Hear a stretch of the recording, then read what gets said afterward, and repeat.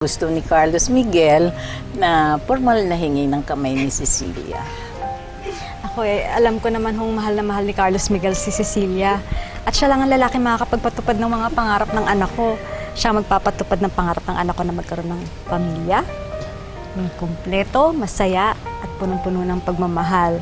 Kaya buong puso ko pong ibinibigay ang kamay ng anak ko. Salamat, Mariana. Yes, so, salamat.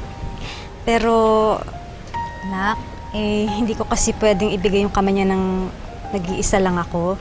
Dahil gusto kong mas pagpalain ang relasyon ninyo. Nak, kailangan mong humingi ng basbas ng itay mo.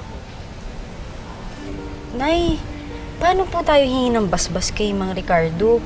Hindi pa nga po tapos yung sentensya nito ni BFF dun sa tatay ni.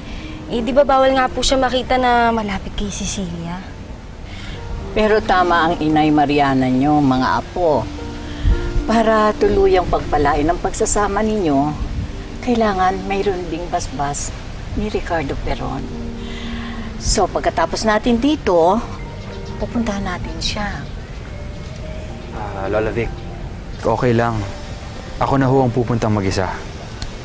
Huwag kang mag-alala. Sasamahan pa rin kita. Ako ho ba pwedeng sumama? Ay, teka. Ay, syempre po kailangan kasama ako. Syempre, may lechon ulit doon. Magbabos. Hingi kayo ng ano eh. Di ba? Pero kailangan kumain ng kailangan ko kumain lahat yan. Best friend, halika sumama tayo. Puntahan natin yung tatay mo.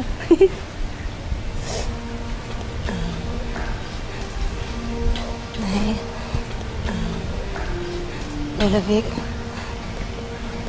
pasensya na po kayo ha.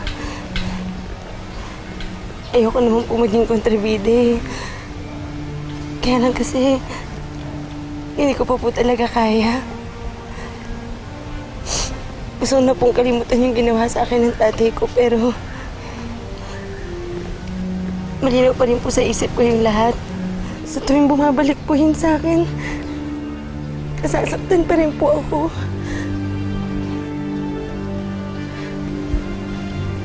Sorry po. Best friend, pasensya ka na ha. Kaya lang naman ako nagbiro.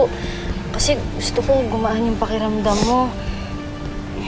Pero kung talagang hindi mo pa kaya, naiintindihan ko naman. Tsaka naiintindihan naman namin.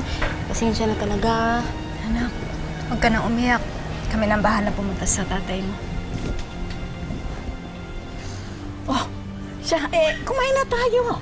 Halika na. Ay, sige po. Talagang Tama yun, kakain Lola po Vic. ako. Alam mo, kumain na lang muna tayo. Halika na. Ano po? Gusto ko po.